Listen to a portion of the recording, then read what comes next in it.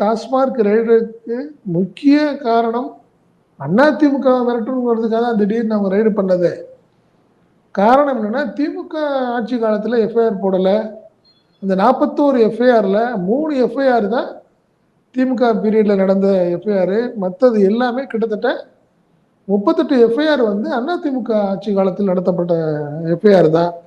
அதனால அதிமுகவ கார்னர் பண்ணுங்கிறதுக்காக தான் இடி திடீர்னு ரெய்டு பண்ணுச்சு அப்படின்னு நம்ம அப்பயே பலமுறை சொல்லிட்டோம்.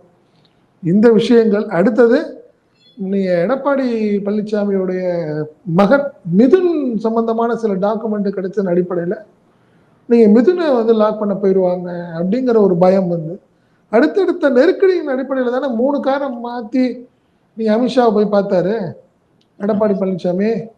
நீங்க அதில் வந்து விமர்சனத்தை சொல்றப்ப அவர் இல்லை போல வரலங்கிறாரு. நடந்த விஷயங்கள்லாம் அப்படித்தானே. இவரை பக்கத்தில் உட்கார வச்சுக்கிட்டு தானே அமித்ஷா என்ன சொல்றாரு, என்டிஏ கூட்டணி ஆட்சின்னு சொன்னாரு. மறுப்பு சொல்ல முடியாம 2 நாள் கழிச்சு பதில் சொன்னாரு. அதனால நீ வேற வழி இல்லாம சமாளிக்கிறதுக்காக அப்படி பேசி பார்க்கிறாரு எடப்பாடி பழனிசாமி. ஆனால் அதிமுக தொண்டனுக்கு ரொம்ப தெளிவா தெரியுது, ஏதோ ஒரு கார்னர் பண்ணிட்டாங்க. வேற வழி இல்லாம பாஜக கூட்டணியோட வேற வழி இல்லாம பாஜகவோட அதிமுக கூட்டணி வைக்குது அப்படிங்கிறது எல்லாத்துக்கும் தெரியும்.